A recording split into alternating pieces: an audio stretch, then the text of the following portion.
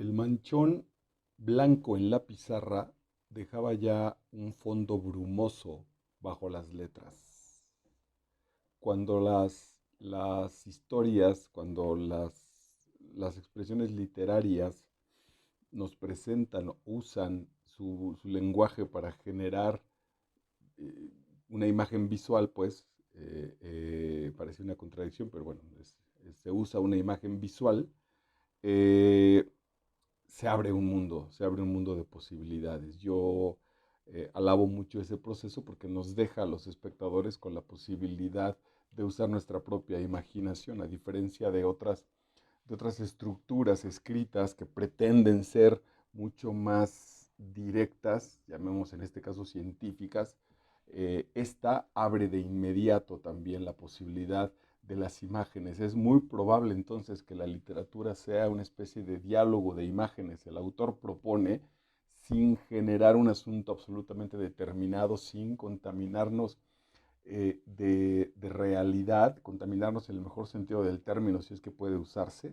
No asumirá su posición de divina, deica diría, en términos de divinidad de la que habla Vargas Llosa, de que el autor, particularmente el de las novelas, es un dios que decide el todo, que en todo caso, bueno, pues ahí está escrito, pero hay algunos autores que esta escritura divina, esta posición divina de narrador absoluto, está cargada pues de asuntos metafóricos, de imágenes, para que nosotros también participemos a su vez de ese proceso de reinterpretación de lo que nos está dando, en este caso, el lenguaje.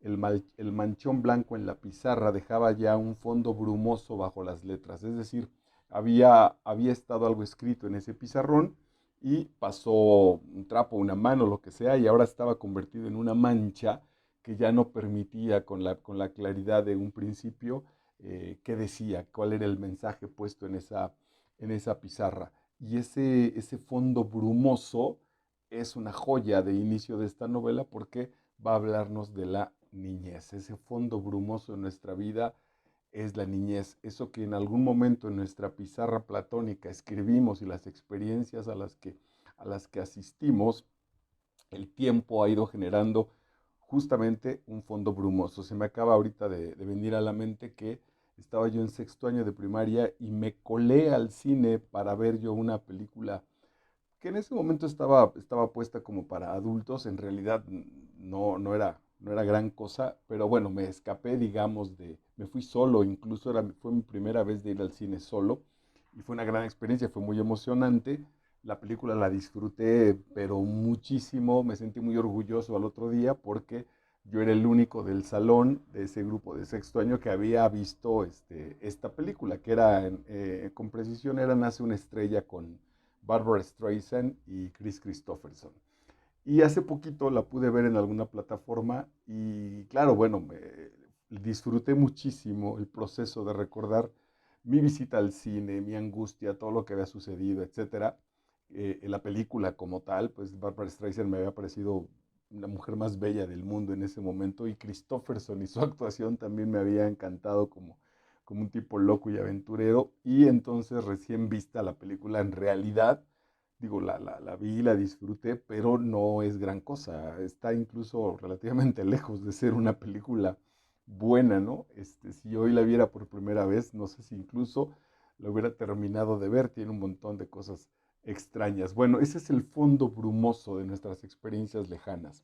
Y en este sentido tiene muchísima relación porque desde el adulto, desde la reflexión de nuestra autora narradora, porque seguramente este texto está basado en algunas de las experiencias del autor, pero eso no importa. Aquí lo que vamos a analizar es lo que está puesto en la novela.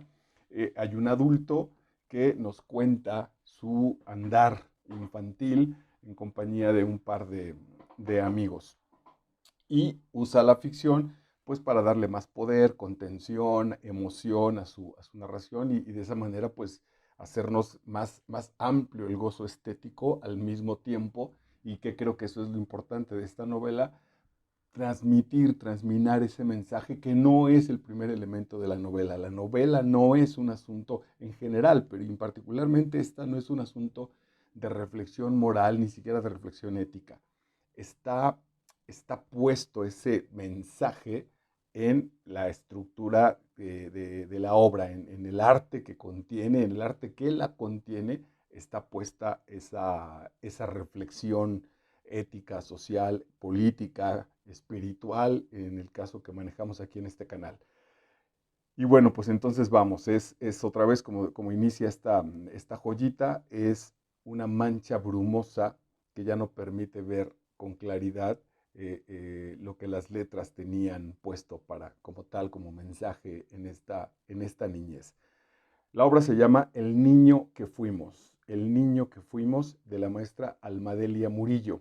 Almadelia Murillo no tienen sus datos con toda precisión, debe ser una mujer muy movida, pues tiene muchas actividades. Ahora ya literarias, estudió una carrera técnica en el Politécnico y ahora está seguramente ya puesta en charlas y en cosas literarias. Seguramente trabajaremos también aquí alguna otra novela. Ya revisé ahí unos cuentos y le traigo ganas a otra novela que seguro pronto la pondremos. Ella nació en la Ciudad de México, hasta donde entiendo, en el año de 1977. Ni siquiera me aparecen los datos de día y mes. En el 77, es decir, que debe andar por ahí de los 45 años, Almadelia Murillo. Y la obra que vamos a trabajar es El niño que fuimos.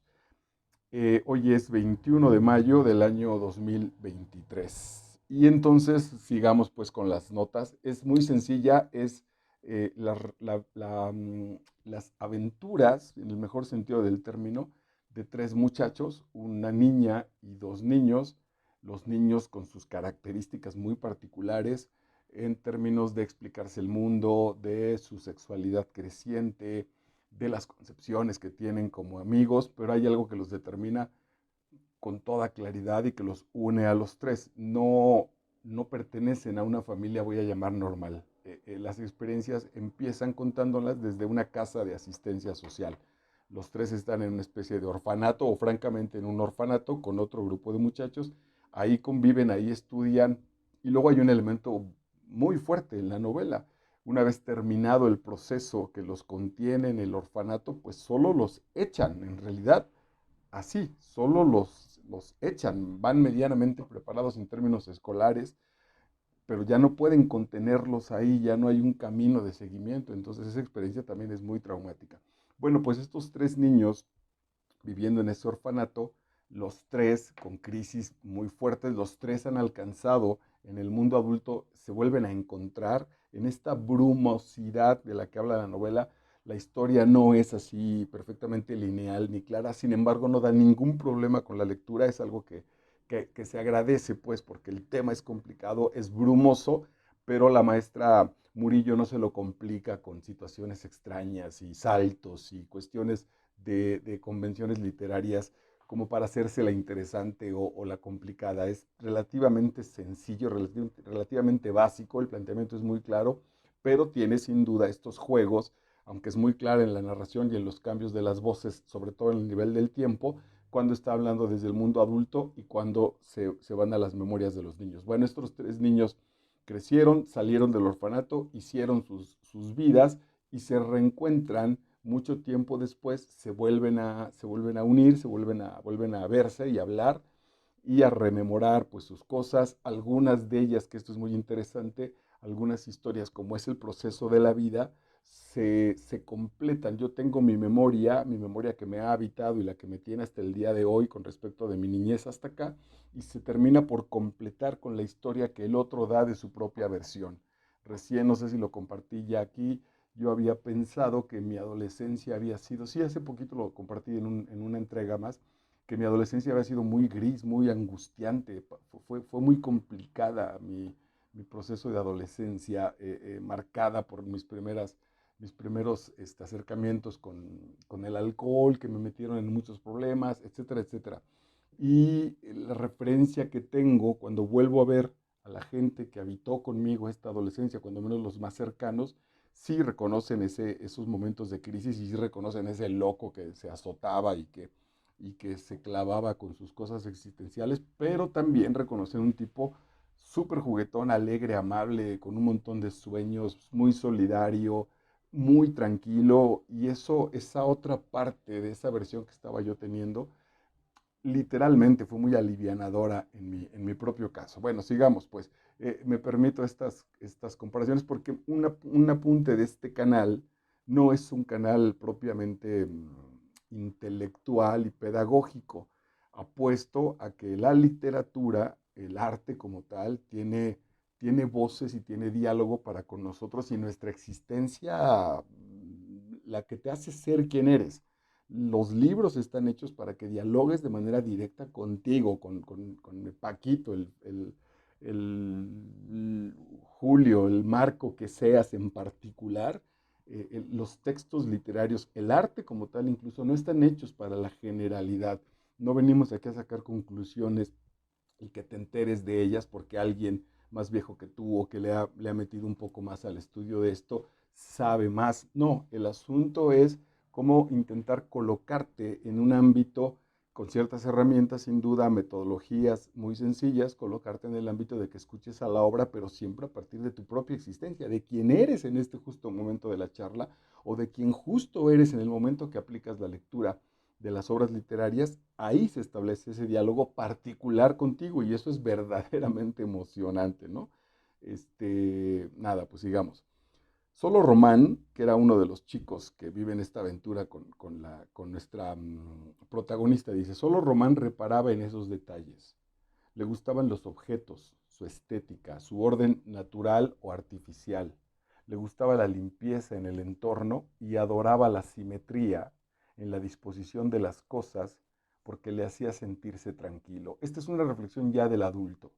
¿Por qué al adulto le gusta el orden, le gusta la simetría, le gusta reconocer el origen? Bueno, pues porque justamente viene determinado por la infancia. Este es un texto que le sería un postre maravilloso a la maestra Alice Miller. Vale mucho la pena que lo relaciones con El cuerpo nunca miente de Alice Miller. Aquí tenemos una entrega también muy, muy sencilla.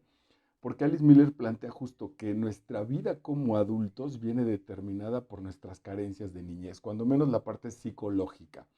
Y en muchos sentidos, la profesional, la amorosa, la espiritual, sin duda alguna, no, vamos, no terminan, no terminan. Son al final de cuentas, es el árbol, si es que creció un árbol, es el árbol de la semilla que sembramos sin duda alguna en la niñez. Entonces este hombre, Román, que le gusta el orden y le gusta y las cosas limpias y la estabilidad y etcétera, y a veces parecería que no permite un juego más allá, un juego que rebase esta estabilidad, tiene que ver porque en su niñez, en su etapa de formación, hubo muchas sacudidas, hubo mucha turbulencia, que seguramente lo desgastó, lo inquietó y no quiere saber de eso. Ahora, él, cuando menos en este proceso de la novela, en este momento histórico de la novela, él no lo sabe. Él solo cree que su determinación es así, que yo soy así. Cuando nosotros, en términos psicológicos, decimos yo soy así, estamos, estamos estableciendo una especie de definición como si siempre hubiéramos estado así o sido así, o hubiéramos sido construidos desde un asunto espiritual de esa forma. Y en realidad tiene que ver con que ha sido, yo soy así, tiene que ver con una construcción que en muchos sentidos ya se ha vuelto inconsciente porque fue muy en el fondo o porque me obligó, dependiendo los madrazos de la vida, los traumas de la existencia, me obligó a hacer ese tipo de construcciones, ya sea defensivas, abiertas, amables, de mucho temor, etcétera, etcétera, pero son las que en realidad me han definido. Diríamos que yo soy así a partir de las circunstancias que he ido viviendo o que vivo incluso como tal. Estos niños juegan, estos tres que son bastante aventureros y bastante extrovertidos, no obstante su vitalidad de estar encerrados en el orfanato por las noches, hay una especie también ahí de un asunto, si no simbólico, sí de un nivel superior. Estos se reúnen por las noches en la biblioteca del orfanato. Y claro, en esa biblioteca, a oscuras, aislada, a la cual no va nadie, estos libros que consultan pues son las ventanas a la realidad, que es algo muy lindo en la maestra Murillo, ¿no?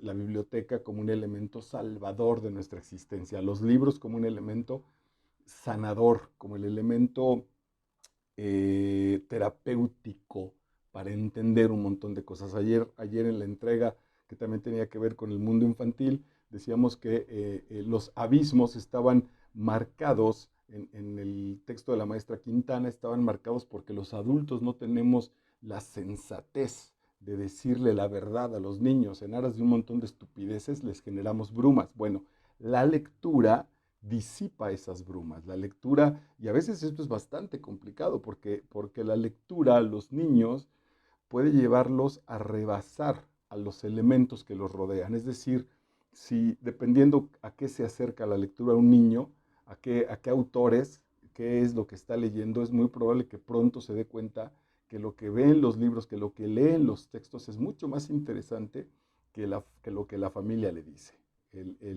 Ya no digamos los autores como tal, ¿no? Pero lo que aparece en este libro es mucho más interesante que las conversaciones cotidianas que escucho en mi familia. Y eso puede generar a veces cierta soberbia. En un mundo cultural tan pobre, tan básico como el nuestro, los niños que leen enseguida son llamados como, pues como esta especie de intelectualoides o de esta especie de sensibilidad que restará virilidad, restará hombría para el contacto social, etcétera, etcétera.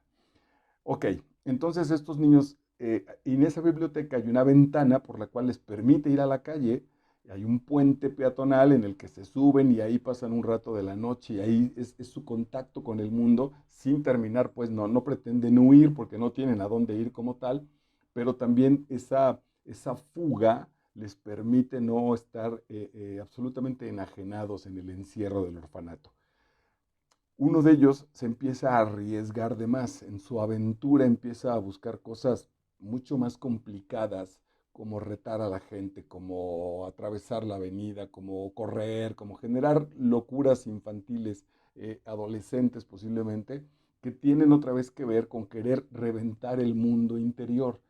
Mi mundo interior, mi mundo emocional, sociológico, psicológico es tan complicado que pretendo ponerle en la madre. En realidad quisiera yo desaparecer y de ahí, disfrazado de valor y de aventura, que entonces muchos de nuestros adolescentes, nosotros mismos, yo mismo como tal, pasamos por un montón de situaciones límites en nuestra vida que se volvieron riesgosas en muchos sentidos sin la conciencia plena de que en realidad el punto de fondo era no aguanto mi angustia, no aguanto mi temor, no aguanto mi pasado, no soy capaz de soportar esto que la vida me está trayendo por el análisis o por la narrativa que yo he creado. En muchos sentidos ni siquiera soy consciente de esa narrativa que he creado y entonces constantemente estoy como retando al mundo.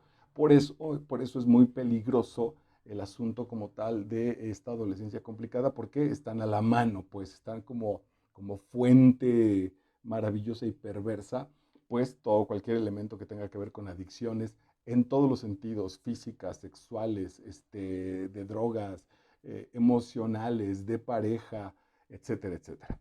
Entonces, dice en este espacio, el perro no se detenía. El perro, un perrillo ahí callejero que los acompaña y que se hace su amigo, hay un asunto ahí casi como de nobleza instintiva. El perro no se detenía, habría ladrado hasta que los chicos descendieron, pero un auto pasó zumbando y lo arrolló, dejándolo sin vida sobre el asfalto. Oscar se quedó de una pieza y luego rompió a llorar. Oscar es el que estaba intentando retar a la existencia con cosas como vámonos, bebamos, tomemos esto, hagamos aquella cosa, y entonces habita el contacto directo de la muerte de ese amigo del reino animal, quiero llamarlo así, destacarlo de esa manera, que está representando seguramente su propio aspecto instintivo de Oscar. Y el perrillo, comillas, se sacrificará en aras de decirle a Oscar, mira lo que te puede pasar si sigues con tus cosas, si no te dominas, mira lo que va a ocurrir, te vas al arroyo y te atropellan y te mueres. Por eso es que Oscar, se queda de una pieza y rompe a llorar. Y rompe a llorar también es por toda la carga brutal, emocional, todo el dolor manifestado que tiene guardado. Y aquí hay varias cosas. Una es que quizá ni siquiera es consciente del dolor acumulado y la otra es que, de nuevo, el aspecto social, el aspecto cultural y en este caso incluso miserable, económico y miserable, donde en un orfanato, bueno, pues pobres muchachos apenas tienen ahí para comer, bañarse y transcurrir su primaria y su secundaria en situaciones verdaderamente complicadas. Eh, Estoy muy cerca de una gran amiga que hace algún tiempo trabajaba en ese proceso, hacía esfuerzos enormes y ella, con una vocación maravillosa, de todas maneras, de cualquier manera, ella decía que era un trabajo muy complicado, sobre todo por el asunto económico que no apoya en nada las necesidades de estos muchachos. Si haber vivido en un asunto familiar cuando fuimos niños, yo me pregunto, por ejemplo, cuando regreso a mi etapa infantil, ¿cómo es que no estuvimos en terapia todos los miembros de mi familia? Absolutamente todos, los cinco que formamos nuestra familia nuclear, los cinco necesitábamos terapeutas. ¿Cómo es que no se les ocurrió, no surgió, no había dinero? No sé cuál era el asunto de por qué no estábamos en terapia todos. Tiene que ver pues con esta vieja concepción con la que mis padres y mis abuelos formaron a estas generaciones y también con la otra de que pues no, el dinero no se usa para eso. Entonces, si en una familia normal, comillas, no estaba esa posibilidad, pues imagínate en el asunto de un orfanato. Bueno, pero la vida, en su amplia sabiduría espiritual, llamémosle de ese sentido, les regala con un precio brutal, que es con la muerte de este cachorrillo, que termina por decirle a Oscar, hey, si sigues jugándole al fuego, vas a acabar quemado. Uno de ellos, de los chicos, dice ya de adulto, mide 1,87, de adolescente de pronto, no de pronto, pues en el proceso normal creció y alcanzó la estatura de 1,87. Y viviendo en México, donde se ven pocas personas así de altas, Román, que es este muchacho que mide 1,87, atención con esto psicológico que es muy bonito y muy doloroso, aprendió a jorobarse para escuchar y estar cerca de la estatura promedio. Es un ejemplo maravilloso en términos físicos, pero es un gran símil del proceso psicológico y del proceso espiritual. Nuestro mundo cultural, intelectual, emocional es tan pobre que la gente alta, la gente que se destaca, la gente que está por encima de este promedio, tiene que jorobarse, tiene que agacharse para tener pertenencia, en lugar de que los enanos crezcan, los enanos se desarrollen, intentemos los chaparros emocionales crecer y alcanzar a los hombres y mujeres más desarrollados, más trabajados, más maduros en el ámbito emocional, cultural, etcétera. No, obligamos a que estos altos se joroben, se achaparren para nosotros y que se sientan y que tengan pertenencia. Me parece muy bello el proceso de estos niños, de estos adolescentes, y cómo la maestra Almadelia Murillo lo lleva a la sociedad. Así es nuestra sociedad. Yo trabajo en un sistema que para 15 días el curso escolar se detiene, bueno, llega a una fecha y después de esa fecha de terminación de curso se trabajan 15 días extras para todos los reprobados. Reprobados que en su mayoría fueron muchachos sin duda alguna deprimidos emocionalmente, que no quieren avanzar, que es espantoso ese proceso, hay que ir a buscarlos, hay que modificar un montón de cosas con tal de que pasen, pues hay que bajar muchísimo el estándar de calificación para tratar de rescatarlos y que entonces se vayan con el resto del grupo, entre comillas, bajo la perspectiva de que si esos chicos que no quieren crecer, que no quieren desarrollarse, por las razones que sean, que hay que tratar de manera especial, eh, perdemos 2 semanas o invertimos 2 semanas para solo para sacarlos de grado y que puedan pasar al otro y medianamente seguir caminando, aunque sigan engañándose en ese proceso. En lugar, mi posición es esta, de que esos 15 días se pudieran aprovechar en un salón de 50 personas. ¿Qué tal si esos 15 días de trabajo se los dedico a los 10 mejores promedios del salón? Y después esos 10 mejores promedios intentando pues que vayan generando diferentes contextos. Llegamos a este nivel, ok, pues los 10 mejores alumnos, no sé si promedios, pero bueno, los 10 mejores alumnos ahora tendrán 15 días intensivos de la materia para profundizar, para resolver dudas, para trabajar un montón de cosas que no pudimos hacer, porque el resto atrasaba el proceso, el resto de la clase hacía muy lento el proceso. Yo tengo la teoría de que esa posibilidad puede ir enriqueciendo alrededor de esas situaciones. Alguna vez propuse para una especie como de, había una reunión de muchas escuelas, muchísimas, y nosotros teníamos que mandar 4 muchachos. Un congreso de estudiantes, y dependió de mí. Yo escogí los 3 mejores chicos de mis salones, los 3 mejores, y uno de los peores. Al de uno de los peores, en promedio, etcétera, le advertí, le dije, oye, te estoy invitando a este congreso. Me dijo, profe, pero yo qué demonios voy a hacer ahí. Bla, bla, bla. Después de una charla más o menos inductiva, lo convencí de que no se sintiera mal, que probara, etcétera. Y fue una gran experiencia, tanto para los muchachos que iban con promedios adelantados como para él, porque encontraron que poco a poco, de manera natural, incluso se iba haciendo una brecha entre ellos. Y el gran problema con este muchacho atrasado era que su contexto ya no lo dejaba crecer, que él, en las materias en las que se destacaba, sus mismos compañeros, ay, sí, güey, ya te crees mucho, y Jotito, y ahora sí entro a clases, y ya quieres ser de quién sabe qué, y nos quieres abandonar. Y entonces esa pertenencia a lo jodido, en realidad hace mucho daño. Pero bueno, no se trata de irme para allá. La primera noche que Oscar durmió en el internado fue el evento iniciático. Esta palabra a mí me da una clave de que la maestra Murillo sabe lo que está escribiendo perfectamente y sabe de estos niveles. La primera noche que Oscar durmió en el internado fue el evento iniciático que lo hacía comprender de golpe, y no solo simbólicamente, que pertenecía a un mundo distinto, distinto con respecto a su realidad, que para él ese concepto y referente común denominado familia significaría para siempre, esta es una especie de condena brutal, significaría para siempre algo distinto y más complejo. Yo aquí solo como una experiencia también de vida, que creo que en México, a lo mejor tengo que ser yo intentarlo, no, sí ha pasado, por supuesto que ha pasado.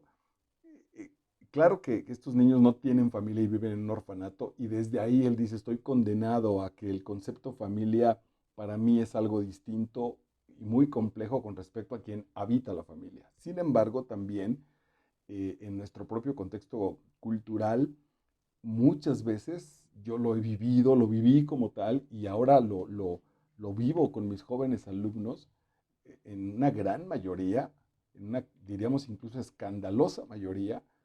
Yo detecto que mucho del mal del cual se alimentan, proviene justo del elemento familiar. Eh, entonces, digo, no es que aquí nos está marcando la maestra Almadelia, pues el carácter del personaje y cómo se mueve. La reflexión hacia afuera de la que tanto te hablo, que permite este texto, es justamente también esa, que a veces justo el núcleo familiar también es el que echa a perder a los seres humanos en crecimiento y desarrollo. Un concepto importantísimo a nivel, casi yo diría incluso espiritual. La puta culpa te castiga todo el tiempo y te convences de que vales menos que los demás, y pues terminas comportándote como la basura que piensas que eres. Esto en el nivel psicológico directo del personaje, pero también tiene un nivel cultural. Vivimos en un contexto culpable. Aquí también lo trabajamos con los 12 pasos para la vida del maestro Jordan Peterson, donde él plantea que incluso la cultura occidental, todo lo que tiene que ver con, desde los griegos, pues, hasta nuestro momento, y quizá antes seguramente, él lo establece directamente con los 10 mandamientos, donde ya nos sentimos culpables, donde está establecido nuestra pequeñez. Y en la Biblia, con la expulsión del paraíso, ya está marcado ese proceso. Ya desde ahí venimos con esa culpa. En el cristianismo, en el catolicismo tradicional, hay que llevar a bautizar al niño absolutamente inocente, hay que llevarlo a bautizar porque ya viene con la culpa primaria, con la culpa del primer hombre, con la culpa de ser humano. Eso es brutal para venir a habitar este mundo, porque con esa vamos a vivir, con esa vamos a crecer. Y dice este personaje, la puta culpa te castiga todo el tiempo. Y lo peor a nivel psicológico, te convences de que vales menos que los demás. Y entonces terminas comportándote como la basura que piensas que eres. Otra vez regreso a este ámbito de mi trabajo profesional con los muchachos. Yo normalmente planteo, Si ustedes quieren, mi trato con ustedes puede ser durante todo el año como lo que yo creo que son, no como lo que ustedes creen que son. Hay una enorme diferencia entre lo que yo puedo ver, por supuesto a futuro de ustedes, y lo que ustedes ven. Por eso es que yo me atrevo a pedir esta tarea o este trabajo o esta exigencia. Incluso ahora que lo reviso, este texto poco lo pensé varias veces porque tiene por ahí un par de situaciones sexuales no implícitas, pero muy abiertas, pues muy visuales. Y yo dije, a ver si no me meto en problemas con mis chamacos. Afortunadamente, en realidad no pasó nada, lo asumieron con toda claridad, ninguno incluso lo destacó. Pero a lo que voy es a que 3 o 4 reportes de lectura de los alumnos más avesados, más movidos en el proceso vital o francamente de la lectura, me llamó la atención que ninguno dijo qué gran texto. No sé por qué razones, sería investigarlo. Pero hubo 3 o 4 que se quedaron en lo técnico y que yo decía, no, ya suelta lo técnico y vete a lo que te habló de manera directa el libro. En un par de ellos logré muy buenas expresiones sobre el texto, cosas que destacaron espléndidas para su nivel intelectual y para su edad. Eh, Porque justamente tiene que ver con eso, con que se comportan de acuerdo al contexto que tienen. Entonces, se comportan de acuerdo a pasar la materia, se comportan al intento de pasar la materia, de burocráticamente darle salto. Y entonces eso incluso impide su propio desarrollo, impide su propio crecimiento. No dan más de lo que tienen porque dos cosas, porque no saben que tienen más o porque, claro, pues en términos bastante obvios, porque no es necesario, ¿no? ¿Para qué doy más? Pero esto es cultural, esto es brutal. Mis compañeros mucho más jóvenes que yo, casi, yo diría que hasta 15 años, tal vez 10, 15 años más jóvenes que yo, el que me sigue en la cadena de la edad, a la hora de nuestra clase de natación, no dan más de lo que se les pide estrictamente. Incluso algunos ni siquiera llegan al proceso, ¿no? Las vueltas de descanso finales ya casi nadie las hace. Las hacemos una muchacha y yo, estas vueltas de relajamiento que han sido pedidas por el entrenador. Ellos ya no, ellos ya asumieron que esas vueltas no son necesarias y no las terminan. Y así es lo mismo en todo el proceso del recorrido en la alberca. Y así es lo mismo en lo profesional, en lo artístico, porque así habitamos. ¿Cómo generamos que podemos dar muchísimo más y que el límite siempre de nuestras acciones vitales con nuestros hijos, con nuestros amigos, en lo profesional, en lo que sea, siempre el mínimo debe ser lo que más puedo dar? ¿Cómo logramos ese proceso? Que lo mínimo que yo entrego en cada una de mis acciones en la vida es lo más que puedo dar.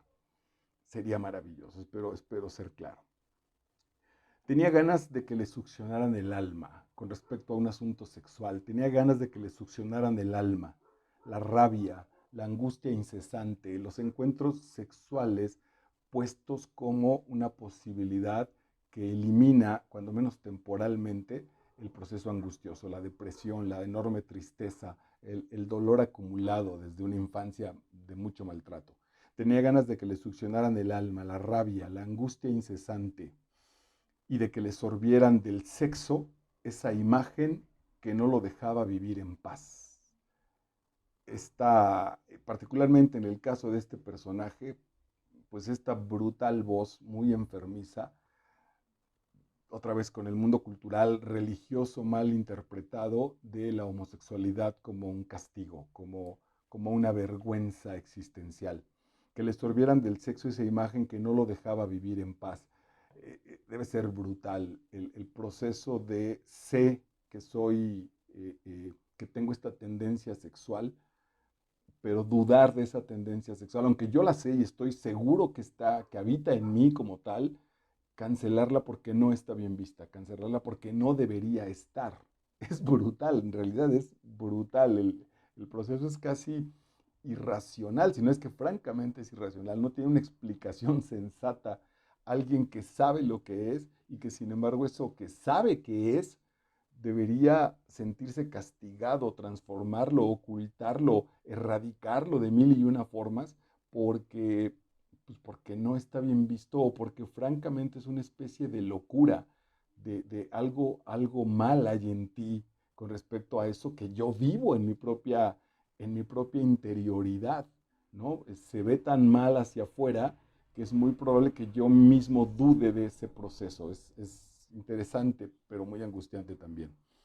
Quería confesarse con alguien, quería que le sacaran todo del cuerpo y de la cabeza. Esto que usa la maestra Murillo, esta integralidad de lo interior y el exterior, del cuerpo y de la cabeza, es muy bella, porque sí en realidad se requieren ambos trabajos, los dos trabajos, las dos líneas que nosotros hemos neuróticamente separado. Voy al médico y revisan mi cuerpo y voy al psicólogo y revisan mi intelecto o mi alma. Alguna vez tuve la oportunidad y fue muy interesante. Claro que tenía ciertas cosas que variaban, pues asistí con una doctora que al final de cuentas sí, me recetaba pastillas o antibióticos o lo que sea, pero primero repasaba por preguntas que tenían que ver con tristeza, con soledad, con angustia, con un montón de cosas, todas de carácter psicológico, que terminaban apuntando a ese proceso físico.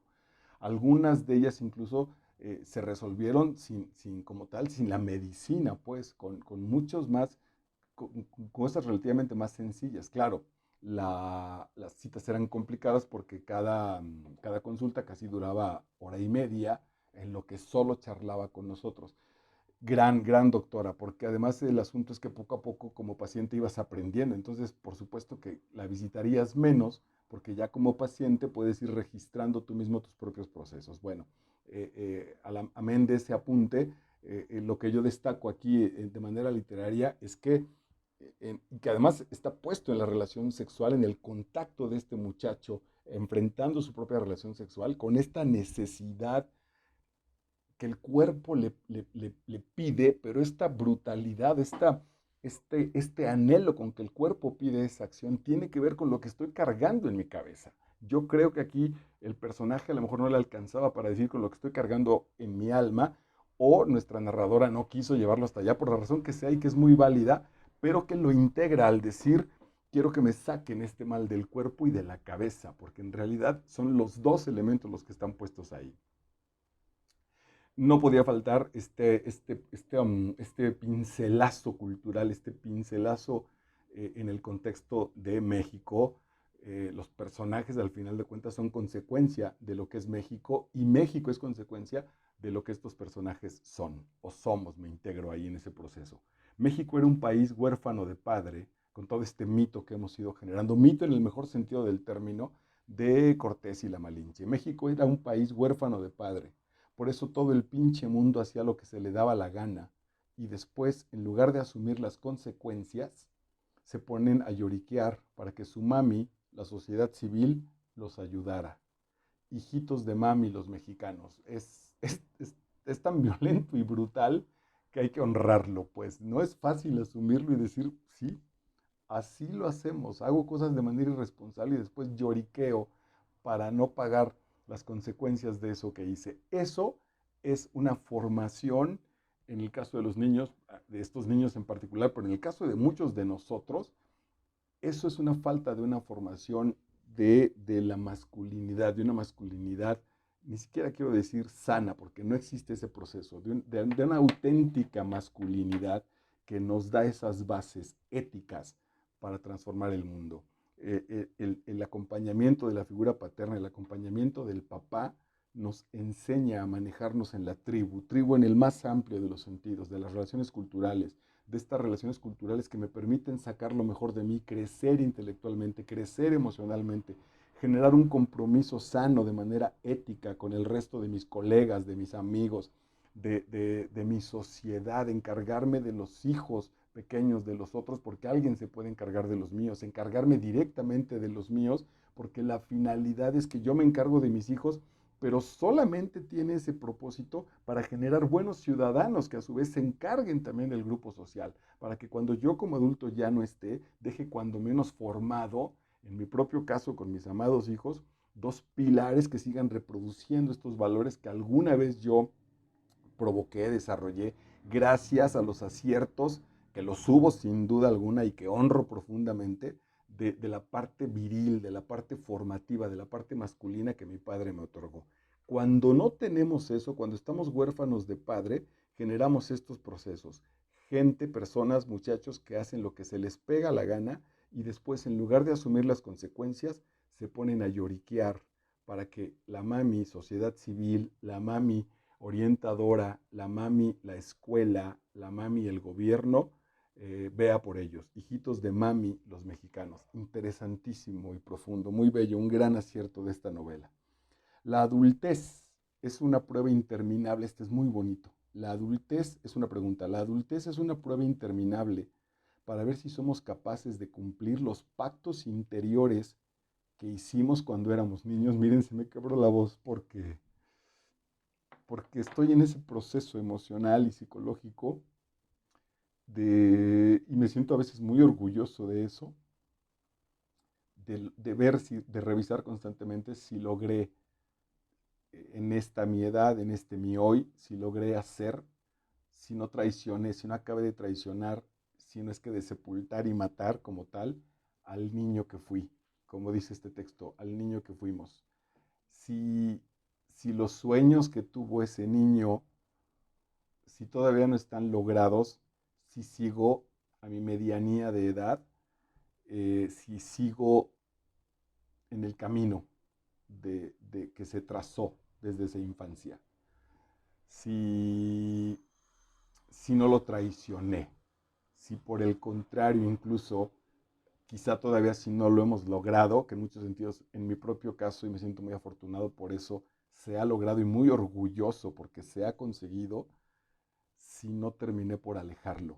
La adultez es una prueba interminable para ver si somos capaces de cumplir los pactos interiores que hicimos cuando éramos niños.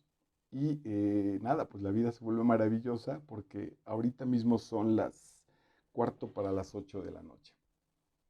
Para las 8 de la noche de este domingo 21 de mayo. Y hace unas horas, haciendo el supermercado, tenía un rato que no lo hacía, yo creo que incluso varios años, tal vez 4 o 5 tal vez, que me compré un carrito. Y ando bien, yo tuve permiso del psicólogo, alguna vez platicando el asunto con los carritos estos de adorno, o de juguetes, pues, y me dijo el psicólogo, y bueno, ¿y por qué no se los compras ahora? Si tu papá no te los podía comprar o no quería comprártelos, ¿por qué tú no te los compras ahora? Y claro, mi respuesta fue, pues porque tengo 40 años y qué demonios voy a andar comprando carritos. Bueno, pues tú tienes esa necesidad y se te antojan. Hoy traes dinero en la cartera, pues yo que tú los compraba. Asúmelos y después ya juegas si es que te dan ganas y después regálalos o tenlos o lo que sea. Voy a girar la toma a ver si se alcanza a ver porque están ahí puestos en esta ventana. Y hoy me compré uno y escogí entre dos y dije, me voy a llevar este que está lindo. Y me gustó mucho porque no venían de este proceso sanador, no venían de esta situación en la que, ok, tengo que hacerlo porque mi niño está lastimado. Hoy estoy con una plenitud vital como muy pocas veces en mi vida, con cosas muy sencillas y con cosas muy básicas que me dejan muy, muy, muy satisfecho. Nada menos pues ayer justo que impartimos el entrenamiento para cuatro de mis muchachos directos y uno más, que hicimos este trabajo de a través de ti, fue increíble porque los descubrimos en el grupo y que por eso esos muchachos están en búsqueda de esos procesos de crecimiento. Descubrimos que a sus, en promedio, 17 años, 18 años que tendrían en promedio estos muchachos, tal vez menos, eran personas más maduras que todos los papás de nosotros. Cuando fuimos adolescentes, fuimos más maduros en el sentido existencial, ético, espiritual, teníamos mayor madurez que nuestros lastimados papás. No tenemos la capacidad económica y de trabajo y de experiencia profesional que ellos, sin duda alguna, pero muchos de los cuestionamientos de estos muchachos no podían ser respondidos en sus casas porque ellos ya habían rebasado a los papás. Yo tuve un ejemplo muy, muy delicado, muy fuerte, al final de cuentas muy motivante, ya lo he platicado también en otras charlas. Un día en secundaria le hago una pregunta a mi mamá de algo que no entendía, no sé de qué materia, y ella le da mucho coraje y se siente muy impotente porque no le entiende. Y ella dice que cuando ella me dice, no, pues no, no le entiendo, yo hago un gesto como de, ay, Dios santo, bueno, pues ni modo. Y ella se sintió muy lastimada y muy impotente y 3 semanas después estaba estudiando la secundaria en las noches, lo cual fue un gran logro, pues yo no fui a esa fiesta, todavía era pequeño, o a lo mejor no me correspondía. A lo mejor hubo un detalle importante, fíjense que no lo hicieron familiar, no fue un logro familiar, fue un logro que ella consiguió. Pero recuerdo que le hicieron una fiesta y que vinieron sus amigos y comadres y que todo el mundo la apoyó más o menos. Pero venía a partir de eso, a partir de que, bueno, pues mi hijo de secundaria es un tipo más preparado ya que yo misma. No porque esto esté bien o mal, sino porque no había un fundamento vital que lo trabajara, que diera el sostén. No es un asunto de traer información en la cabeza, es un asunto de resolver cuestiones prácticas, de poner como base el amor, de revisar cuáles son los valores familiares que nos mueven, esta pequeña tribu hacia dónde va, qué quiere, te da confianza, etcétera, etcétera. Pero bueno, el punto es que hoy desde la parte mucho más sana, no, no se alcanzaron a ver. Ahí hay una ventana verde y hay unas cosillas ahí en la base de la ventana. Son 5 o 6 carritos. Bueno, hoy llegó uno nuevo, está puesto ahí, una camionetita azul muy linda y que sobre todo tenía que ver con este proceso, que este proceso de alimentación sana, nutritiva de nuestro niño interior, cuando menos para mí, yo creo que no va a acabar nunca. Y me parece bien. Yo cuando sea, si es que llego además y sea un viejo, me encantaría poder dialogar abiertamente en este grupo, en este pócar que sería mi niñez, mi adolescencia, mi adultez y mi adultez mayor. Sería interesantísimo generar esas voces, coordinar ese coro para las acciones vitales. Ok, en la vida había que perseguir solo dos objetivos, esto dice el mundo. El primero consistía en superar a los demás esta brutal y nefasta competencia, y el segundo es no dejar que nadie le viera a uno la cara de pendejo. Nuestro contexto es un contexto salvaje, tan cotidiano que está transparente, que ya no lo podemos notar, y que la gente, incluso los profesionales de la educación, lo siguen estableciendo. No he podido convencer, no he podido dar con claridad mi punto de vista sobre el daño que hace seguir poniendo en el nivel en el que trabajo ya ahora, que es el de la preparatoria, seguir poniendo el cuadro de honor. No he logrado hacerlos entender a mis compañeros que eso genera 3 lugares y 47 frustraciones. No sé si vale la pena entonces que por alabar a los tres mejores promedios, 47 sufran y 47 se sientan perdedores, o que francamente entonces digan me vale madre y terminen a veces por odiar a estos tres chamacos que han puesto su esfuerzo. Cuando menos, ya lo trabajaré con mayor profundidad, se me ocurre que habría que agregar, y que a lo mejor que ese tendría que ser el valor más importante, el premio al mejor compañero.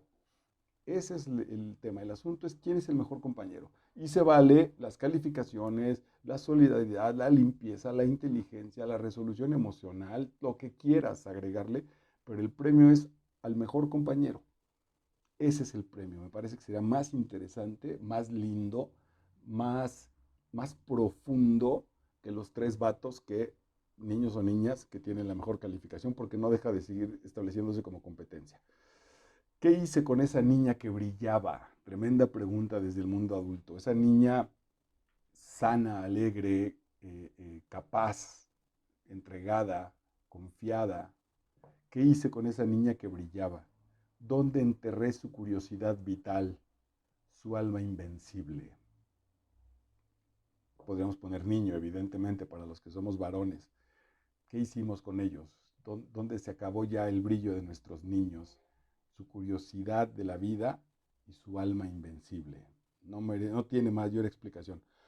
La historia de su vida, una superioridad y magnanimidad no valoradas en un mundo injusto que tarde o temprano le rendiría tributo y le daría el reconocimiento debido. Este tremendo estar, híjole, como venimos de un mundo en nuestra infancia tan escaso en valores importantes, si no es que incluso, eh, eh, se me escapó el término que quería usar, a lo mejor era muy exagerado. Hay una especie ahí de vacío en la miseria de nuestra vida cultural, material, de ciegos, literalmente de pordioseros existenciales, así vivimos como pordioseros existenciales, que entonces tenemos constantemente esta brutal lucha por superarnos y no sentirnos reconocidos. Hay ahora en internet más o menos de moda el trabajo sobre el síndrome del impostor. Es interesante, el síndrome del impostor es que el mundo te reconoce tus habilidades, tus esfuerzos, pero tú no te los crees. Es decir, soy un buen maestro, pero yo mismo no me lo creo. Yo mismo dudo. No, no, debe ser porque otros no le echan ganas, porque es chiripa, porque etcétera. Bueno, pues eso viene también de una determinación infantil, donde la competencia y el mundo brutal de pobreza, el contexto que no es capaz de darse cuenta de los seres humanos que está formando y de los talentos y habilidades que esos seres humanos tienen y que todos esos talentos y habilidades no solo apuntan a ganar dinero y prestigio, que tienen que ver con un montón de cosas que pueden apuntar al servicio de los otros, como no están valorados toda la vida, aunque tengamos esos alcances, no los disfrutamos. No hemos dejado de perseguir la vulgar y brutal zanahoria de intentar alcanzar algo.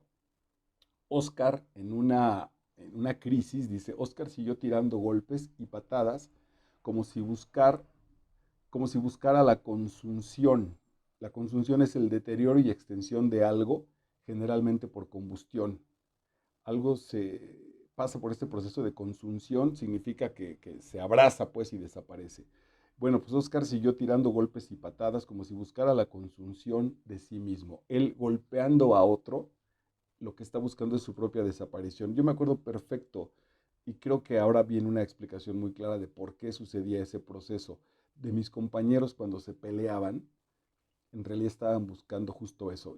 En primaria tenía un grupillo que me retaba a decir, no, no, no te has peleado, este año no te has peleado, entonces cántale el tiro, búscate a alguien y cántale un tiro. Y yo, güey, pero ¿por qué demonios voy a armar una pelea con alguien que en realidad ni conozco? Pues así vale madre, al güey que veas con cara, cántale un tiro y nosotros hacemos el paro. No había una guía para reconocer que ese grupo de muchachos, yo incluido en ellos, lo que buscábamos era autodestruirnos. Nuestras vidas eran tan miserables que en realidad queríamos nuestra propia desaparición, disfrazada de un montón de estupideces y de falta de profundidad para reconocer ese proceso. Y finalmente voy a cerrar. Fíjate cómo este espléndido texto, esta maravillosa novela me llevó casi una hora, no en explicar la novela, sino todas las puertas y todas las luces y todos los túneles por los que hay que transitar a partir de la lectura de esta joyita, El niño que fuimos, de la maestra Almadelia Murillo. Y finalmente, nunca voy a tener un hijo. Esta proyección de la experiencia que viví como niño no quiero dársela a nadie más. Nunca voy a tener un hijo. Nunca. Ser un niño es horrible. Hay que sobrevivir a demasiadas palizas. Y a estos niños que hay que sobrevivir a demasiadas palizas, lo brutal, lo complicado, pero también lo maravilloso de que la literatura nos abra esas posibilidades, es que sus papás nunca les pegaron. Espléndido, espléndido. Me atrevo, la pongo como si no lo hubieras leído. Si ya la leíste, seguro la repetirás y la recomendarás muchísimo. Y si no, vale muchísimo la pena acercarse a un texto como esta joya, El niño que fuimos, de la maestra Almadelia Murillo. Soy Marco Vidal, estoy para servirte y nos encontramos en la próxima entrega. Chao.